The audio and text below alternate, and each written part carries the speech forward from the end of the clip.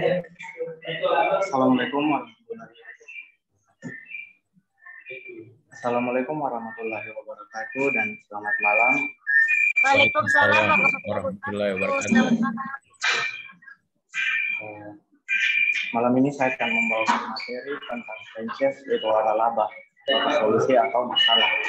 Adapun inti pokok pembahasan saya yaitu mengenai sejarah singkat franchise, pengertian franchise, dasar hukum waralaba atau franchise, serta penentuan biaya franchise dan royalty fee, dan serta contoh-contoh franchise yang berkembang di Indonesia. Berbicara tentang sejarah singkat franchise yaitu pada mulanya bermula dari praktek bisnis di Eropa sekitar abad pertengahan, diawali di Jerman sekitar tahun 1840, yaitu pembuat bir menjalankan sistem waralaba di sejumlah kedai minuman untuk menjadi supplier eksekutif di wilayah tersebut. Sedangkan di Indonesia sendiri, bisnis franchise mulai dikenal pada era 1950, yaitu ketika kendaraan bermotor sudah masuk ke Indonesia dan ke Indonesia dengan sistem lisensi. Perkembangannya berlanjut sekitar tahun 1970 ketika sistem pembelian lisensi tambahan dilakukan dan tumbuh dengan sangat cepat pada era 1980.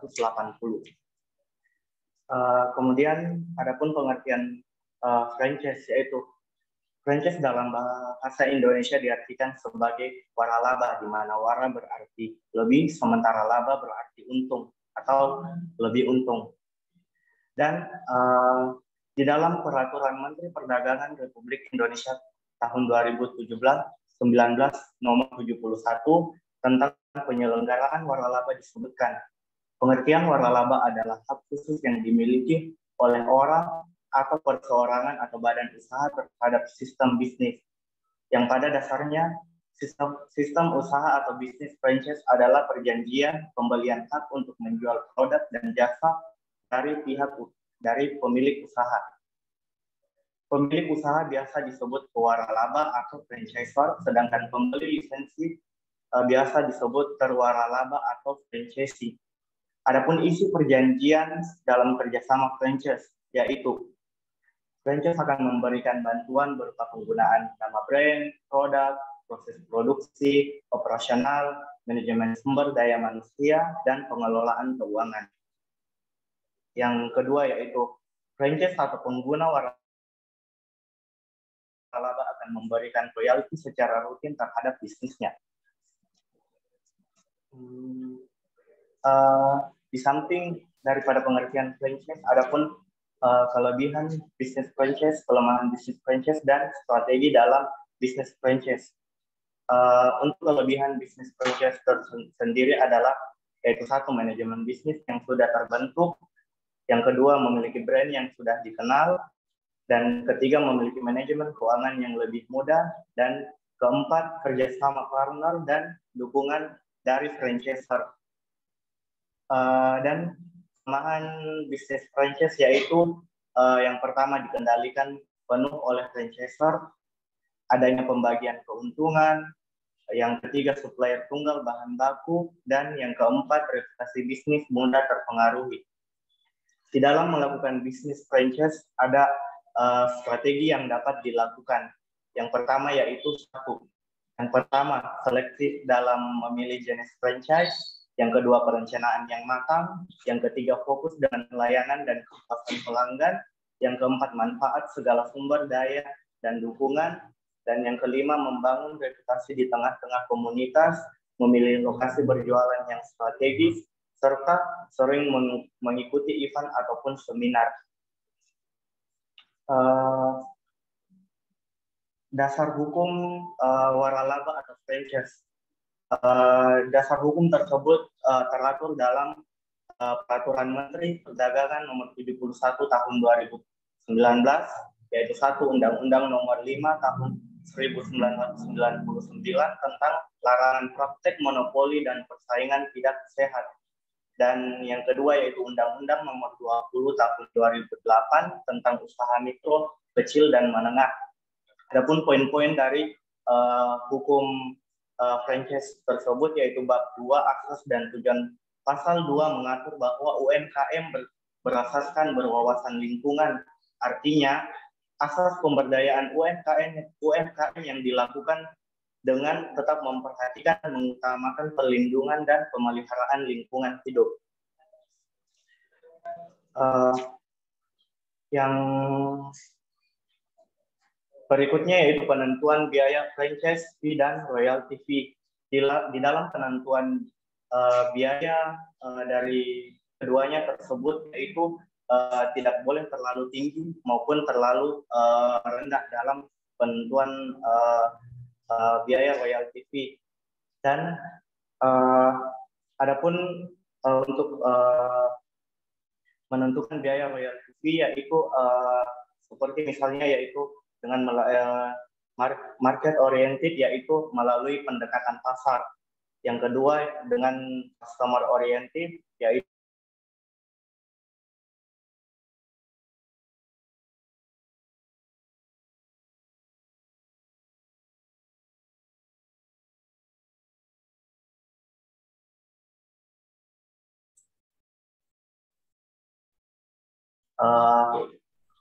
mencari supplier atau pelatihan perencanaan sumber daya manusia atau pegawai.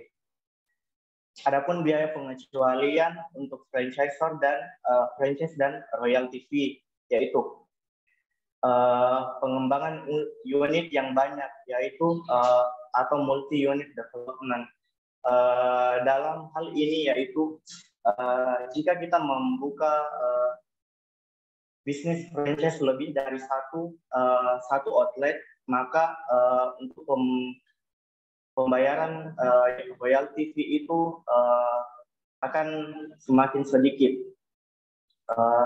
Misalnya kayak dalam pembukaan satu outlet franchise biasa dikenakan royalty fee sebesar 50 juta misalnya. Tetapi kita membuka 2 outlet franchise, maka mendapat pengurangan bisa sampai kayak 40 juta dengan 2 outlet sekaligus. Yang kedua yaitu biaya perpindahan atau transfer fee, misalnya dari pihak kedua ke pihak ketiga. Dan usia franchise masih muda.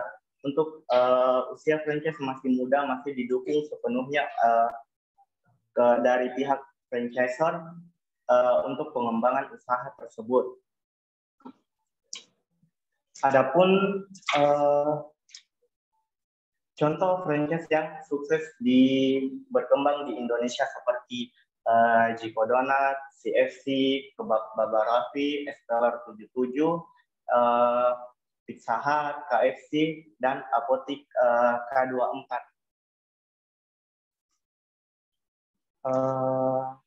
Dan di dalam franchise ada namanya master franchise, di mana master franchise tersebut adalah franchise yang telah membeli hak eksklusif untuk wilayah atau area yang cukup luas, di mana master franchise mempunyai kewajiban untuk pengembangan outlet di wilayah tersebut dan mempunyai hak untuk menjual single outlet franchise dengan berbagai macam keuntungan seperti pembagian persentase atas komisi penjualan franchise, royalty fee, marketing fee, dan juga bahkan merchandising profit. Akan tetapi di samping benefit yang besar, master franchise memiliki tanggung jawab yang lebih besar. Maka dari itu mereka harus memiliki jiwa entrepreneur dan leadership, karena master franchise memiliki kewajiban inti menjalankan sistem dan operasional sebagai seorang franchise di wilayah yang dibeli, seperti recruitment franchise, international initial support, reopening assistance, training, ongoing support, distribusi produk, dan marketing.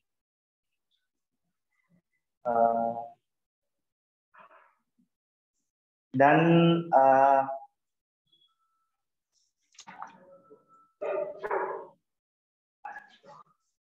sebagai kesimpulan dalam penentuan biaya, pemberi waralaba harus dapat mempertimbangkan faktor keuntungan kedua belah pihak. Franchisor harus memastikan bahwa sistem franchise dan penerima waralaba mendapatkan keuntungan finansial yang diinginkan. Maka dari itu perlu penentuan biaya di awal dengan benar.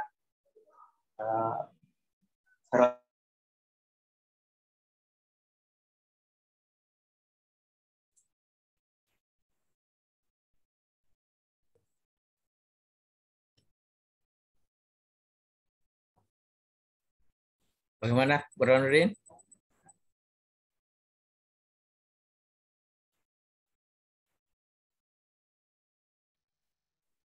Pak, putus suaranya Pak, pematerinya mungkin karena jaringan, karena hujan juga.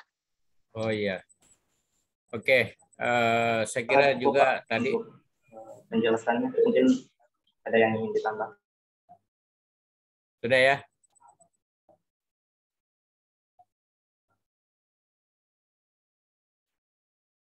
Oke, baik. Terima kasih. Adik sekalian, kita sudah dengarkan bersama pemaparan materi dari Saudara Burhanuddin tentang franchise atau waralaba.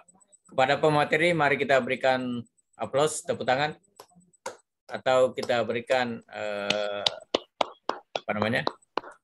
reaksi.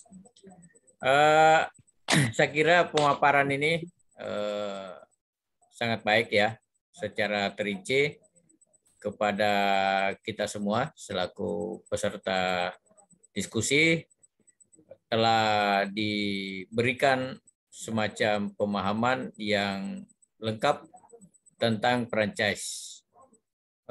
Sebelum kita berdiskusi, ada beberapa hal yang perlu saya pertegas kembali, bahwa franchise ini adalah salah satu bentuk inovasi bisnis yang mulai hadir di abad ke-20 ya, yang berawal dari Eropa, di mana franchise ini awalnya pada bisnis-bisnis pemasaran ya terhadap produk, kemudian menemukan atau mencari semacam strategi-strategi bisnis, dan akhirnya menemukan satu cara di mana ada satu pihak yang akan bertindak sebagai franchisor, ya, pemegang franchise, dan pihak lainnya akan bertindak sebagai pengguna atau franchisee,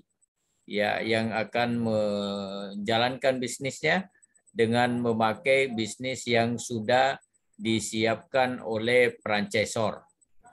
Ya, jadi franchisor dalam hal ini adalah pihak yang menyediakan sebuah konsep bisnis yang lengkap ya. Jadi mulai dari mereknya, mulai dari tata ruangnya, mulai dari pelatihannya, mulai daripada sistemnya, semua ini sudah paten disiapkan oleh franchisor.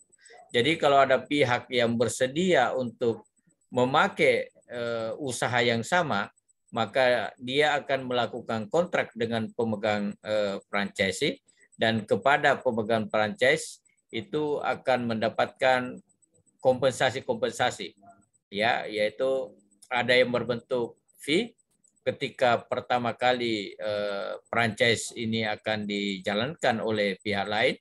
Ada juga yang menerapkan sistem royalti, ya, penghasilan, pembagian penghasilan dari setiap pemasukan yang diperoleh oleh franchisee.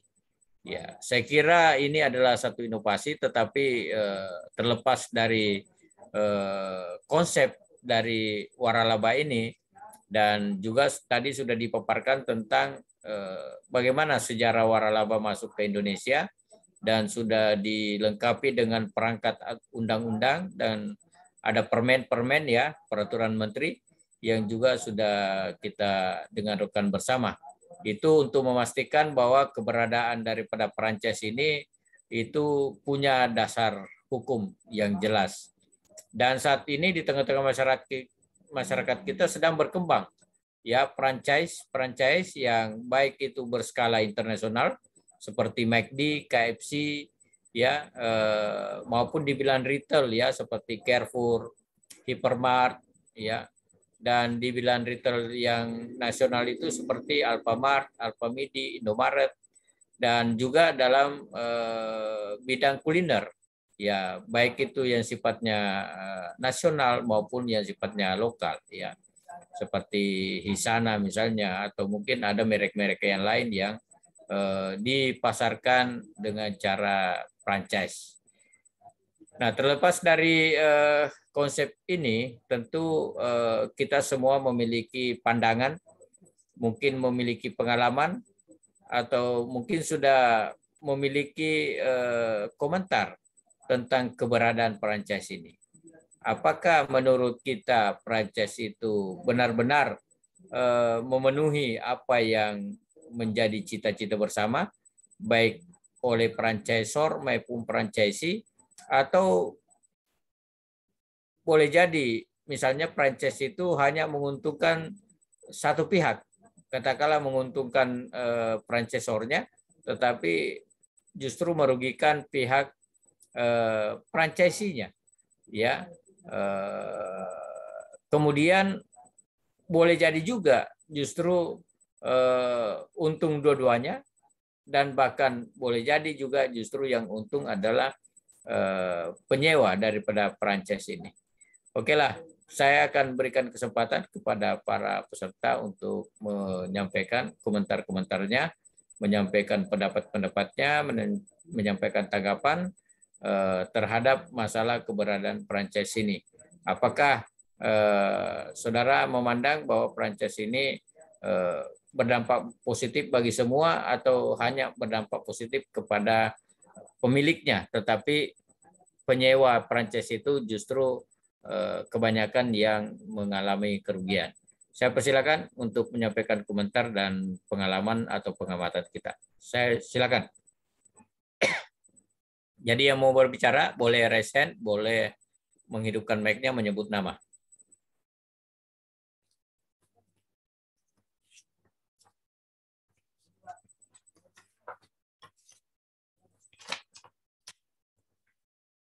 Silakan, siapa tahu ada yang bekerja di franchise bisa mengomentari bagaimana keadaan usahanya, atau mungkin ada yang kita amati franchise di sekitar kita, bisa kita jadikan komentar di dalam diskusi kita ini. Saya persilakan lagi.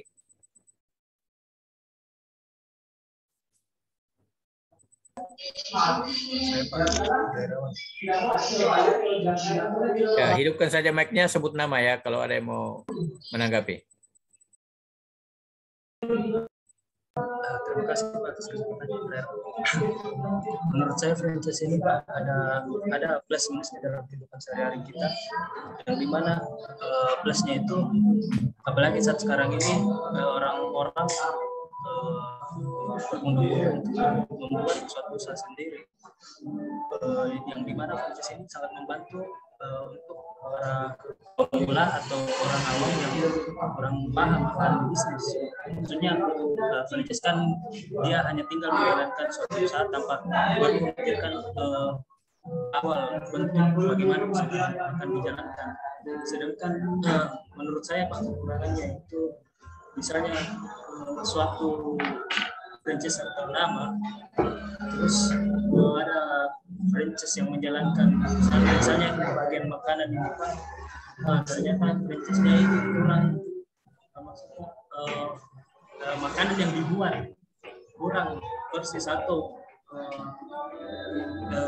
dengan franchisor yang memberikan hak untuk membuat franchise ini, itu justru malah merugikan franchisernya Pak. Maksudnya seperti yang saya temukan Pak, tanpa perlu saya sebut, misalnya gorengan Pak, gorengan salah satu gorengan lagi Pak, dia itu buka ini Pak, namanya franchise, ternyata di tempat yang satu itu rasanya kurang seperti franchise pemilik usaha yang awal Pak. Ya, kurang lebih seperti itu.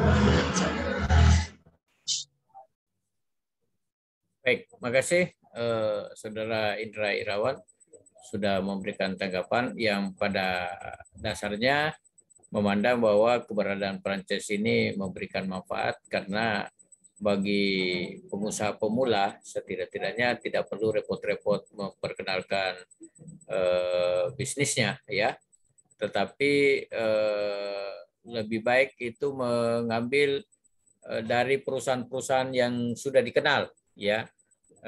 Memang ini adalah keuntungan daripada franchise karena sebagai pemakai atau franchisee kita tidak perlu memperkenalkan karena memang usaha ini sudah dikenal luas. Ya, katakanlah kalau misalnya kita mau melakukan franchising terhadap Alfamart ya, kita tinggal menyediakan ruko, menyediakan fasilitas-fasilitas, kemudian nanti kita memakai label logo Alfamart dengan segala sistemnya, segala aturan di dalam, dan sehingga kita tidak perlu memperkenalkan lagi ya karena Alfamart ini sudah dikenal luas oleh masyarakat kita. Beda kalau kita membuka yang baru misalnya dengan memakai nama Al-Fatihah misalnya ya, tentu akan memberi pekerjaan kayak karena kita harus berjuang memperkenalkan bagaimana menciptakan brand, melekatkan brand ke benak daripada konsumen. Ini butuh waktu, ya. Tetapi tidak ada biaya-biaya, ya. Tidak ada biaya-biaya, tidak ada fee, tidak ada royalti yang harus dibayarkan kepada pihak lain. Kalau ada penghasilan, semuanya kita yang mendapatkan. Jadi memang betul yang disampaikan ada kelemahannya dan ada kelebihannya, ya. Nah, saya kira memang tidak semua juga franchise itu bisa memberikan dampak yang positif kepada franchisee. Ya, ada juga fakta-fakta yang menunjukkan franchisee tidak mendapatkan manfaat, bahkan mendapatkan kerugian. Ya, tetapi juga banyak juga yang mendapatkan manfaat. Ya, saya kira kita bisa berkomentar masing-masing sesuai dengan pengalaman kita, pengamatan kita, atau mungkin ada pandangan yang bisa kita sampaikan terkait dengan franchise ini. Saya persilakan kembali kepada yang lain untuk menanggapi. Saya, Pak. Silakan, Renald. Ya, terima kasih Pak atas kesempatannya. Jadi sangat menarik sekali pembahasan kita pada malam hari ini. Jadi sepakat tadi yang dikatakan oleh saudara yang barusan memaparkan pendapatnya bahwa ketika kita membahas tentang franchise tentu ada kelemahan dan kelebihannya. Jadi kalau kelebihannya di sini ya saya bisa memaparkan bahwa kelebihannya itu memberikan kesempatan ya bagi orang-orang yang baru memulai wirausaha atau baru belajar membuka usaha, di mana mereka tidak perlu lagi memasarkan atau memarketingi produk tersebut agar dikenal orang banyak. Kemudian sistem manajemen juga sudah dibuat sedemikian rupa oleh franchisernya, dan masih banyak lagi kelebihan yang dapat ditimbulkan daripada franchise itu. Kemudian kelemahannya berdasarkan dari pengalaman saya sendiri. Kebetulan ada pernah teman yang membuka pisang goreng nugget ya, di mana franchise ini itu skala nasional, Pak. Yeah. Dan untuk syaratnya itu mereka mengajukan pembayaran royalti atau pembayaran fee di muka. Ya, fee di awal sebesar 10 juta. Ya, 10 juta. Nah, bagi saya itu tidak efektif ya, maksudnya tidak efektif bagi si penikmat franchise itu sendiri, karena misalnya dengan pembayaran 10 juta itu kemudian kita menggunakan brand dan sistem manajemennya selama 5 tahun, tapi tidak ada jaminan bahwa produk tersebut itu bisa laku ya selama 5 tahun tersebut. Artinya ya kalau menurut saya misalnya ya kalau bisa 3 tahun baru bisa dibayarkan. Artinya setelah kita melihat bagaimana pertumbuhan daripada produk tersebut, kita jual di lokasi kita, baru kita bisa berikan royalti tersebut. Kemudian maraknya juga franchise yang tidak didasari dengan sertifikat HAKI ya, hak kekayaan atas intelektual. Mereka hanya menampilkan dokumentasi bahwa barang tersebut laku di daerahnya. Kemudian pada saat kita mengambil franchise tersebut dan di mana kemudian menjualnya di daerah kita, ternyata tidak seperti ekspektasi kita, ya, sesuai dengan dokumentasi yang mereka sebarkan. Saya kira seperti itu, Pak, kelemahannya. Kalau menurut saya, terima kasih. Ya, makasih Renal. Saya kira ini satu pandangan yang lengkap ya dari sisi positif dan negatif daripada keberadaan franchise ya, dan ada tadi pengalaman yang digambarkan bahwa ternyata tidak semua memang memberikan dampak terhadap franchisee ya, karena contoh yang disampaikan tadi seperti perusahaan makanan ya tadi, kuliner, dengan melakukan pembayaran fee di awal sebesar 10 juta untuk dipakai 5 tahun. Faktanya ini justru membebani pihak penyewa, padahal belum tentu usaha ini bisa berjalan sampai 5 tahun dan belum tentu juga mendapatkan penghasilan sebagaimana ekspektasi atau harapan yang diberikan oleh pihak franchisor ya. Jadi dalam hal ini franchisor tentu sudah mendapatkan keuntungan ya, karena dia mendapat di awal 10 juta sebagai fee. Belum lagi barangkali di dalam kesepakatan juga ada semacam royalti dari setiap pieces produk yang dijual itu, ada yang menjadi bagian daripada pemegang franchise. Ya, ini adalah salah satu sisi negatif daripada franchise itu. Ya, tapi saya kira kita semua mungkin punya pengalaman yang berbeda-beda, punya pengamatan yang berbeda-beda tentang franchise ini. Silakan yang lain berikan komentar juga. Silakan. Bisa mengomentari apa pendapat-pendapat yang sebelumnya atau juga bisa memunculkan komentar-komentar yang baru. Silakan.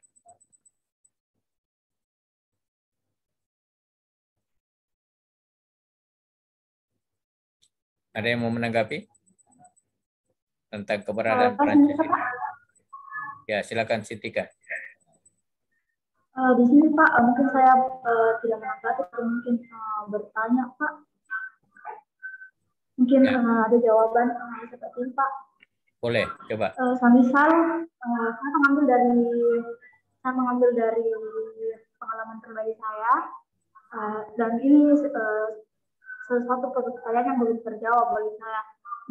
Menurut Bapak, jika semisal saya membuka sebuah usaha dan saya bekerja sama dengan contohnya brand seperti Alfamart, seperti itu kan Alfamart kan, dan saya berbagai ini Pak, berbagai lokasi dengan Alfamart tersebut, dan saya membuka satu outlet di situ.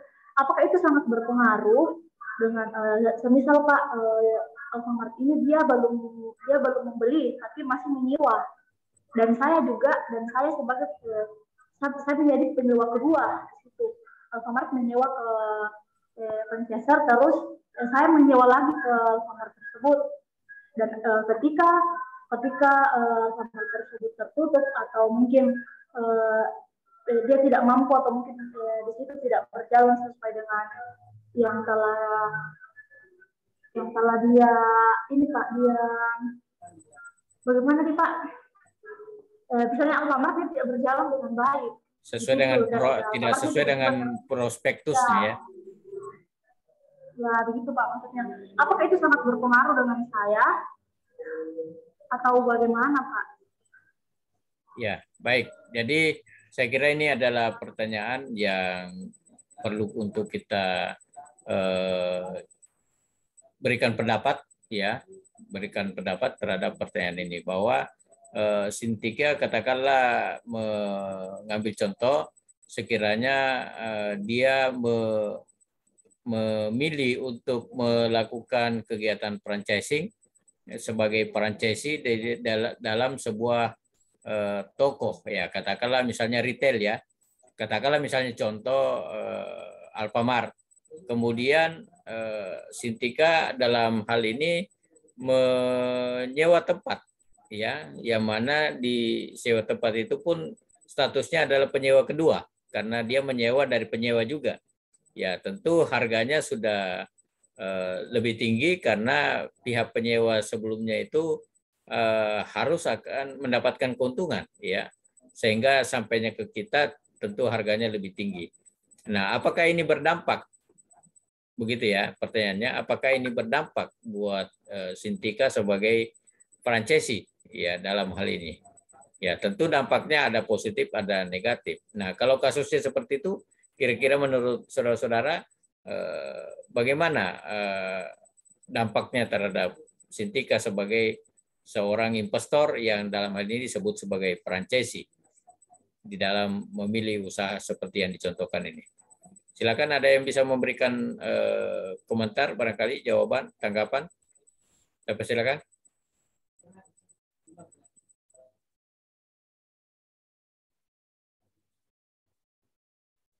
Ya, silakan Yuspina. Diam kok Bika. Baik Pak, terima kasih. Saya mau menanggapi pendapat Sintika tadi mengenai penyewa kedua.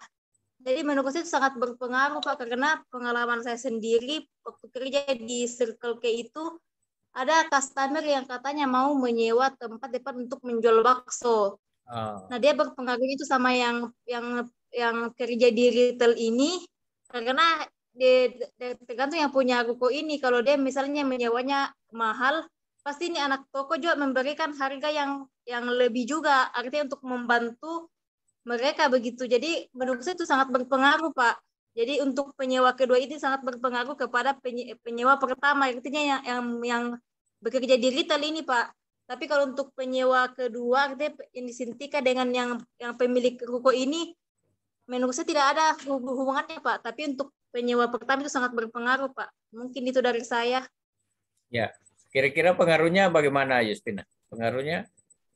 Pengaruhnya itu dari modal Pak. Jadi berpengaruh karena negatif ya? Iya, pengaruh negatif karena kalau misalnya ini penyewa pertama mendapatkan juga harga yang dari pemilik ruko ini harga yang tinggi, pasti dia akan memberikan juga harga kepada penyewa kedua ini yang lebih tinggi juga Pak. Ya, itulah yang saya maksud tadi, bahwa tentu harga lebih tinggi lagi ya, karena ada pihak yang berada sebagai penyewa pertama yang tentu akan mendapatkan juga keuntungan daripada sewa menyewa itu. Jadi cukuplah dia untung dari mentransfer, memindahkan dari dia menyewa kemudian dipersewakan lagi kepada pihak lain, dia dapatkan selisih keuntungan dari situ. Itu lumayan buat dia ya. Tapi yang berisiko itu kan yang penyewa kedua ya, penyewa kedua, karena resiko jangan sampai usaha ini ternyata tidak berkembang sebagaimana apa yang diharapkan ya. Ini salah satu pendapat yang mungkin bisa menjadi perhatian daripada Sintika ya. Silakan, masih ada yang lain yang juga mau menyampaikan pendapat. Kita masih punya waktu kurang lebih 10 menit. Silakan. Tambahan sedikit Pak. Boleh, silakan Jeffrey. Pak, bisa bertanya Pak? Nah, kita tanggapi dulu apa yang ditanyakan oleh Sintika sebelum kita membuat pertanyaan baru. Silakan Jeffrey. Ya Pak, baik, terima kasih atas kesempatannya Pak. Sedikit sering dari saya Pak, pengalaman pernah bekerja di sebuah retail yaitu Indomaret. Terus kalau misalnya kan ada orang yang mau sewa tempat, ibaratkan apa ya, sewa parkiran lah ibaratnya begitu Pak untuk jualan. Oh iya. Pastinya iya. itu ada tenan-tenan tergantung gitu ya. Ya Pak. Itu biasanya kalau untuk masalah harganya Pak, tergantung dari apa yang dia mau pakai Pak. Kalau misalnya jualannya dia itu pakai listrik, pakai air, pastinya harganya juga berbeda Pak. Ya. Sama lokasinya itu Pak, misalnya tanahnya itu berapa meter dia yang bakalan dia ambil untuk di situ Pak, untuk stay di situ, karena di di parkiran itu Pak, karena banyak konsumen yang datang belanja, jadi harus sebisa mungkin bisa menjual sama yang pelanggan juga bisa masuk lagi. Harganya itu tergantung dari barangnya yang mau dia sewakan di situ Pak. Kurang lebih begitu Pak. Terima kasih. Iya, makasih. Itu berdasarkan pengalaman yang pernah dialami oleh Jeffrey di dalam salah satu perusahaan retail ya.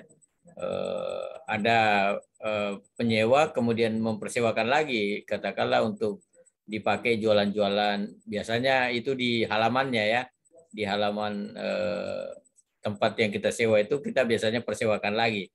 Ya, ya. Saya kira ini pendapat yang bisa kita jadikan pertimbangan. Silakan, masih ada yang mau berpendapat? Sebelum nanti akhirnya saya akan kembalikan kepada pemateri untuk melakukan closing statement di dalam diskusi ini. Tetapi kita masih memiliki waktu. Masih ada yang mau menanggapi pertanyaan dari Sintika tadi? Silakan.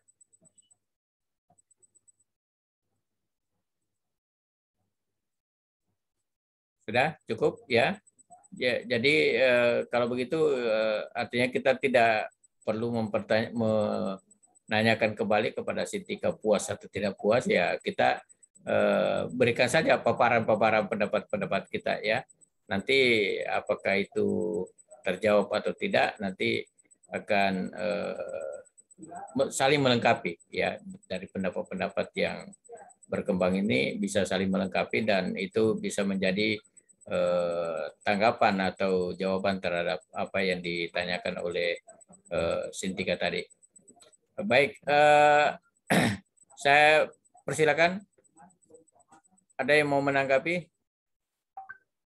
Atau ada tadi yang mau bikin pertanyaan? Silakan.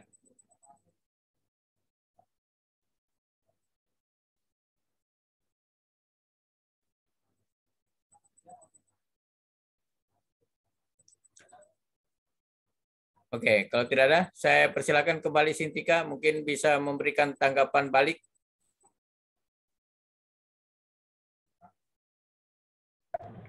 Ya, terima kasih Pak.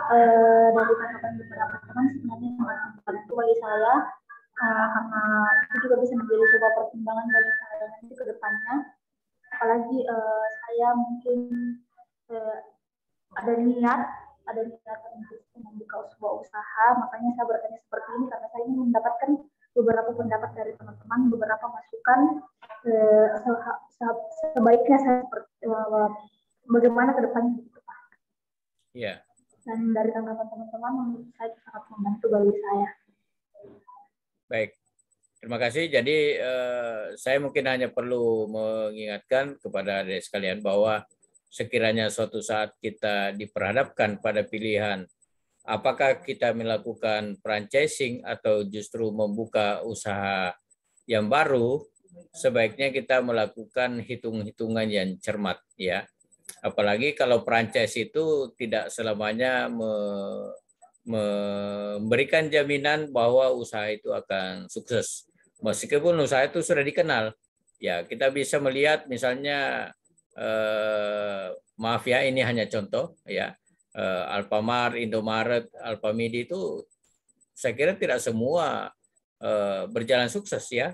Banyak juga yang kemudian berjalan beberapa tahun kemudian tutup ya, mungkin karena faktor lokasi yang tidak tepat, kemudian perhitungan kelayakan yang memang tidak memadai misalnya, karena biasanya retail-retail seperti ini membangun tempat yang memang sudah ramai. Jadi di situ begitu ada Alfamart di situ, Indomaret juga hadir, Alfamidi juga hadir. Di satu titik tentu terjadi perebutan pangsa pasar sehingga menyebabkan kemudian pasar itu terdistribusi. Ya, itu juga bisa menjadi salah satu pertimbangan ya. Dan sekaligus menjadi penyebab bahwa selama ini tidak semua apa yang diprediksi di dalam menjalankan usaha itu bisa terpenuhi. Apalagi kalau jangka panjang. Ya, kalau retail itu biasanya jangka panjang sampai 5 tahun, 10 tahun.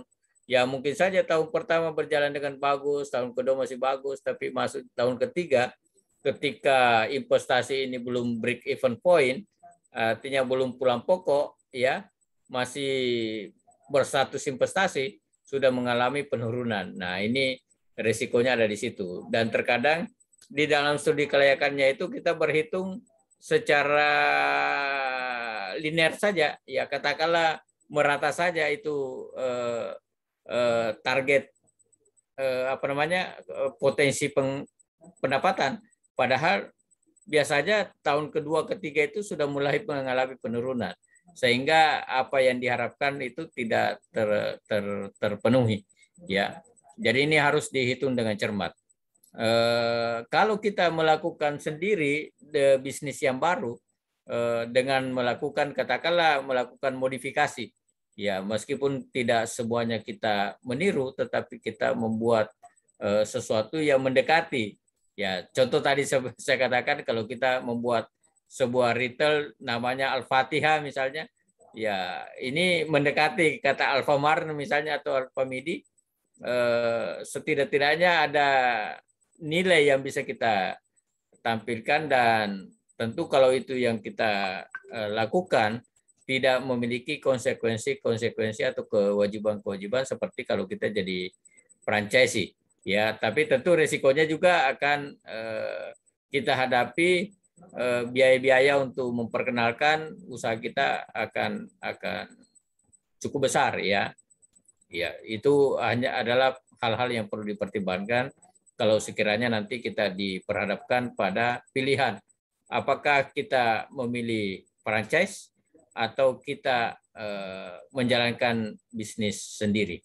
Ya, ini adalah pertimbangan-pertimbangan yang perlu kita lakukan.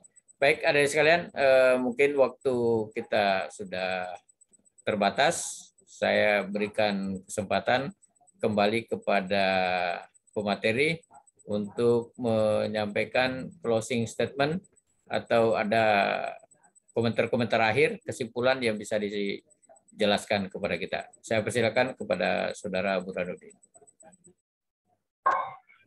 Baik Pak, untuk penutup dari presentasi ini mungkin yaitu mengenai penentuan royalti fee, yang dimana royalti yang dimaksudkan ini adalah sebuah bentuk pembayaran yang digunakan untuk membayar sebuah pemakaian atas sebuah hak kepemilikan. Jadi selama masa perjanjian franchise masih berlaku, royalti fee tidak ada hubungannya terhadap laba atau rugi perusahaan tersebut. Mau untung atau rugi perusahaan tersebut selama masih menggunakan brand atau merek dari franchisor, maka franchise wajib membayar royalti fee, Pak. Ya. Sudah. Lanjut. Acara? Dan ya Pak. Dan untuk pembayaran royalti fee ada, untuk pembayaran royalti fee yaitu terbagi dari dua jenis, yaitu ada yang flat dan progress, di mana sistem flat dibayarkan tetap tidak berubah berapapun pendapatan yang diperoleh, sedangkan sistem progresif yaitu semakin tinggi penghasilan maka semakin tinggi pula royalti yang dibayarkan dalam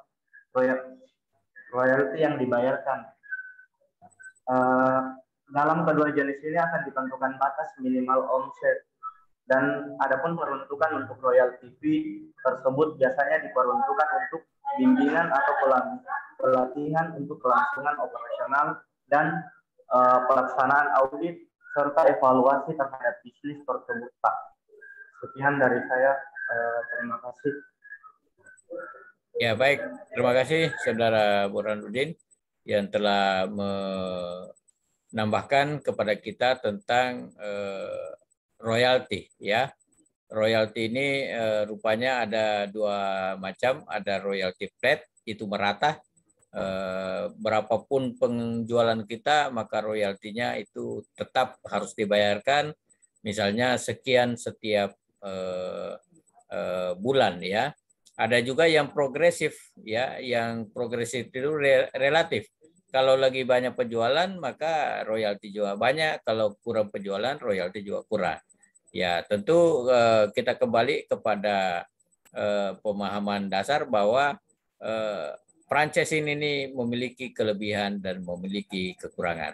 Nah, nanti di dalam implementasinya kelebihan dan kekurangan ini harus kita jadikan bahan-bahan pertimbangan masing-masing. Ya, jadi semakin banyak pertimbangan, tentu nanti keputusan kita akan semakin bagus dan keputusan itu harus dilandasi dengan perhitungan yang matang. Saya kira itu hasil daripada diskusi kita pada kali ini. Saya kira tidak bisa semua diberikan kesempatan untuk memberikan tanggapan, dan saya sangat berterima kasih kepada pemateri yang sudah mengantarkan kita di dalam diskusi ini, dan begitu pula kepada para peserta yang sudah memberikan tanggapan. Saya menyampaikan terima kasih, dan mari kita sekali lagi memberikan tepuk tangan buat pemateri dan peserta yang sudah memberikan tanggapan pada kesempatan ini. Dan saya mohon maaf kalau sekiranya di dalam diskusi ini masih banyak hal yang seharusnya kita bahas, tetapi waktu yang sangat terbatas sehingga kita hanya menyelesaikan diskusinya pada kesempatan ini. Dan untuk minggu depan saya mengingatkan kita akan kembali berdiskusi dengan materi mengenai anti monopoli dan persaingan tidak sehat di dalam dunia usaha. Saya kira demikian kuliah kita pada malam hari ini. Sekali lagi terima kasih dan mohon maaf atas segala kekurangannya. Sampai ketemu lagi. Assalamualaikum warahmatullahi wabarakatuh. Terima kasih Pak. Waalaikumsalam. Terima kasih Pak. Waalaikumsalam. Salam dari Binjai.